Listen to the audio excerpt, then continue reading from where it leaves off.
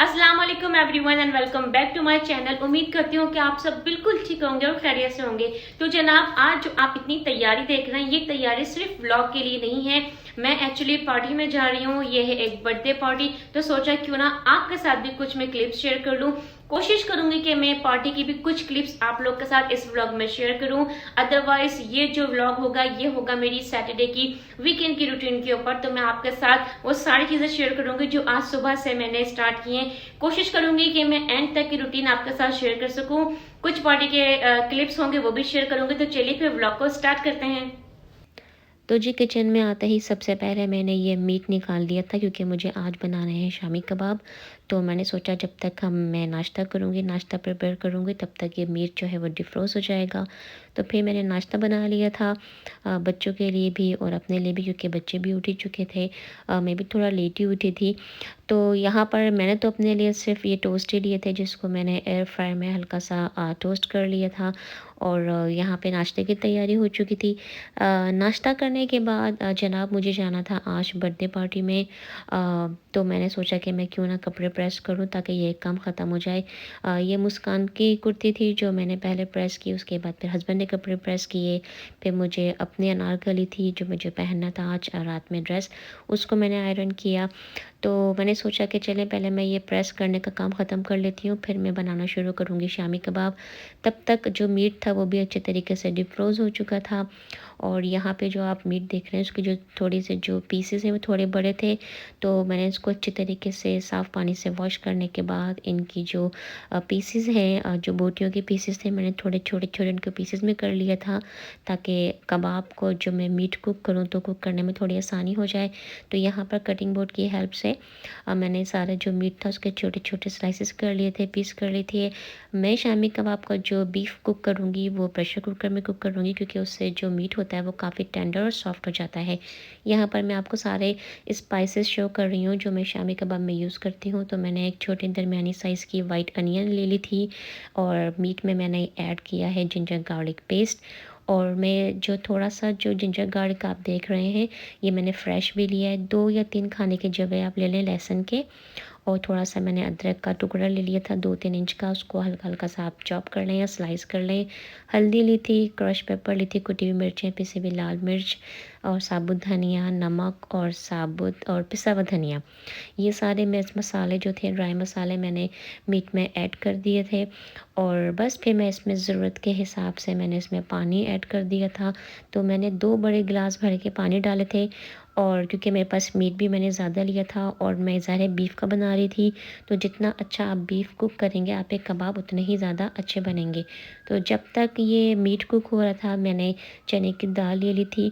और तकरीबन इतने जो आपने बीफ देखा उसमें मैंने तकरीबन 2 जो बिल्कुल छोटे कप होते हैं, मैंने उस साइज़ से मैंने ये चने की दाल ली थी। आप चने की दाल कम ज़्यादा अपने टेस्ट के हिसाब से कर सकते हैं।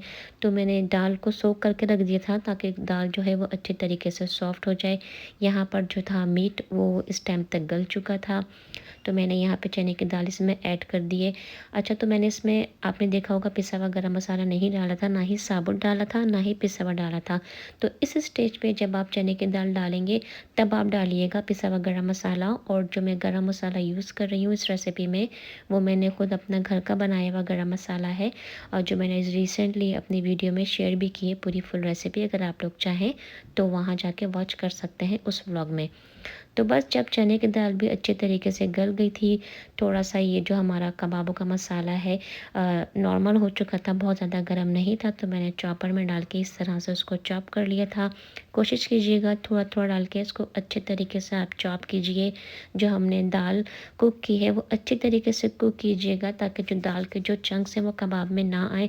तो मुझे तो पसंद नहीं है, लेकिन अगर आपको पसंद है दाल के पीसेस कबाब में नज़र आना, तो आप अपने टेस्ट के हिसाब से वो कर सकते हैं। लेकिन मैं दाल को बिल्कुल अच्छे तरीके से कुक कर लेती हूँ।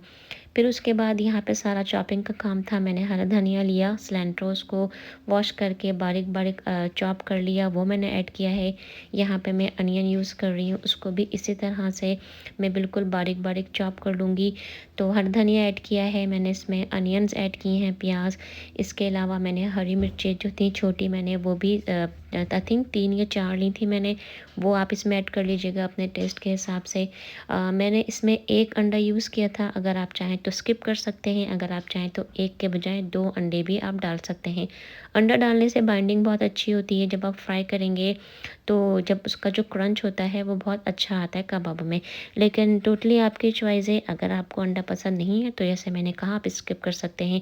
तो मैंने यहाँ पे छोटे-छोटे कबाब बनाए थे, मुझे बड़े साइज़ के और जो लार्ज साइज़ के कबाब होते हैं वो अच्छे नहीं लगते। छोटे कबाब बनाती हूँ मैं, इतने छोटे भी नहीं होते, नॉर्मल साइज़ के होते हैं और पतले बनाती हूँ। तो कबाब मेरे बन चुके थे। यहाँ पर मैं आपको फाइनल लुक दिखा रही हूँ कबाब का। कबाब को इसी तरह से लो हीट पे आप धीमी आंच पे फ्राई कीजिएगा तो आपके कबाब बहुत अच्छे बनेंगे। तो ये सब काम करते-करते जनाब काफ़ी टाइम हो चुका था और यहाँ पे अब तैयारी हो रही थी मेरी लंच टाइम में। लंच रेडी कर रही थी मैं, तो यहाँ पे हस्बैंड के लिए बन रहे थे पराठे और ज़ाहिर है मैं और बच्चे तो रोटी खाते हैं। तो लंच में मैंने बनाया था तला हुआ गोश्त। इसकी रेसिपी भी मैं अपने व्लॉग में ऑलरेडी शेयर कर चुकी हूँ, अगर आप में से कोई चाहे तो आप लोग सर्च करके देख सकते हैं। तो लंच में मैंने शामी कबाब फ्राई कर लिए थे, तला हुआ गोश्त बना लिया था और पराठे और रोटी बना ली थी। तो हमने फिर लंच कर लिया था। तो बस लंच करने के बाद फिर वही क्लीनिंग करनी थी, मुझे किचन पूरा साफ़ करना था। तो जो सामान था, जो लेफ़्ट ओवर चीज़ें थीं वो मैंने उठा के फ्रिज में रख दी थी सेव करके, और बस यहाँ पे मैं सारा किचन समेट रही थी। सारे बर्तन सबसे पहले मैंने सिंक में जमा कर दिए। मैं इसी तरह से क्लीनिंग करती हूँ। इस तरह से क्लीनिंग करना बहुत ईज़ी हो जाता है कि पहले तो आप सारे बर्तन एक जगह इकट्ठे कर लें। जो लेफ़्ट ओवर खाना अगर आपके पास बच गया हो वो उसको आप कंटेनर्स में स्टोर करके फ्रिज में रख दीजिए और सारे बर्तन एक जगह इकट्ठे करके फिर आप डिश वॉशिंग स्टार्ट कीजिए। तो इस तरह से आपके लिए बहुत ईज़ी हो जाएगा और एक सारे जो बर्तन होंगे वो सारे जब एक ही जगह जमा होंगे तो उनको वॉश करने में बहुत ईज़ी हो जाएगा। आपका बहुत कम टाइम लगेगा डिश वॉशिंग करने में। तो यहाँ पे जनाब डिश वॉशिंग हो रही है और मैं सारे बर्तन वॉश कर लूँगी। बर्तन वॉश करने के बाद जनाब मुझे किचन क्लीन करना था, ज़ाहिर है काउंटर वगैरह गंदा हो जाता है। मुझे एक्चुअली आज कबाब का काम नहीं निकालना था क्योंकि मुझे जाना भी था, लेकिन कबाब मेरे पास बिल्कुल ख़त्म हो चुके थे तो मुझे लाज़मी कबाब कुक करने थे। मैं हमेशा अपने फ्रीज़र में कबाब बना के स्टोर करती हूँ, उससे मुझे काफ़ी आसानी हो जाती है। यहाँ पे मैं आपसे एक बात ज़रूर शेयर करूँगी, आप लोग जब भी डिश वॉशिंग करते हैं तो हमेशा मेक श्योर कीजिए कि जो भी आपका होल्डर है, स्पंज होल्डर है, आप उसको हमेशा ईच एंड एवरी क्लीनिंग के बाद आप उसको वॉश कीजिए। अपना स्पंज को अच्छी तरीके से, डिश वॉशिंग का जो स्पंज होता है उसको आप अच्छी तरीके से वॉश करके रखें। हर डिश वॉशिंग के बाद आप अपना किचन का सिंक भी क्लीन करें। ये 2-3 चीज़ें जो मैंने आपके साथ शेयर करी हैं बहुत ज़रूरी हैं, बहुत इम्पॉर्टेंट है।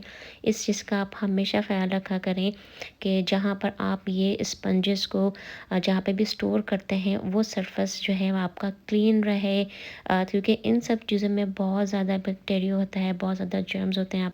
तो ख़्याल रखा करें इन चीज़ों का कि आप जहाँ पे भी अपना स्पंज वगैरह स्टोर करते हैं वो आपका एरिया क्लीन रहे। तो सारा काम करने के बाद जनाब यहाँ पर पार्टी में जाने की तैयारी थी और यहाँ पर मैं इयररिंग पहन रही हूँ और इस इयररिंग ने मुझे इतना परेशान किया।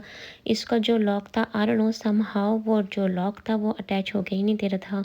बड़ी मुश्किल से मैंने ये इयररिंग पहनी और बस पे कुछ थोड़ी सी 1-2 चीज़ें रह गई थी, वो मैंने कंप्लीट की। एक्चुअली मैं हाइलाइटर लगाना भूल गई थी तो यहाँ पे मैं हाइलाइटर लगा रही हूँ।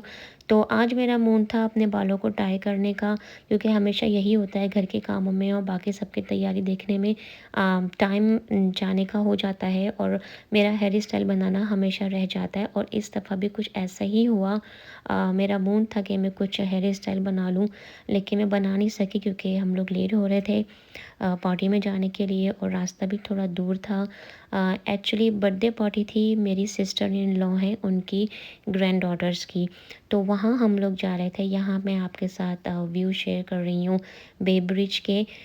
तो मेरे घर से मेरी सिस्टर इन लॉ की जो घर की राइड है वो तकरीबन हमको 1 घंटा लग जाता है, और इसके अलावा डिपेंड करता है कि ट्रैफिक अगर ज़्यादा हो तो इससे ज़्यादा टाइम भी समटाइम्स लग जाता है। अगर ब्रिज पे ट्रैफिक हो तो फिर तो आपको इतना ही टाइम लगता है। हाँ, अगर ट्रैफिक ना हो तो आप 30 मिनट्स 35 या 40 मिनट्स में भी आप पहुंच जाते हैं। बर्थडे की जो क्लिप्स हैं वो इतनी ज़्यादा मेरे पास नहीं हैं, क्योंकि बहुत सारे लोग होते हैं जो वीडियोस में आना नहीं चाहते हैं।